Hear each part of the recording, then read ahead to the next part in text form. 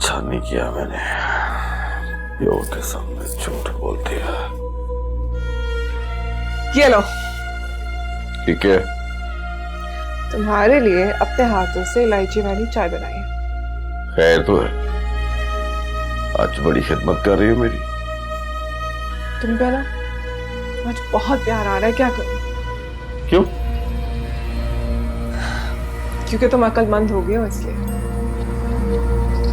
मुझे तो डर लग रहा था कि कहीं तुम खालू जान के सामने प्लॉट का मान ही ना जाओ। और तुम यकीन करो, नकीना बड़ी मुश्किल से झूठ बोला है बाजी के सामने।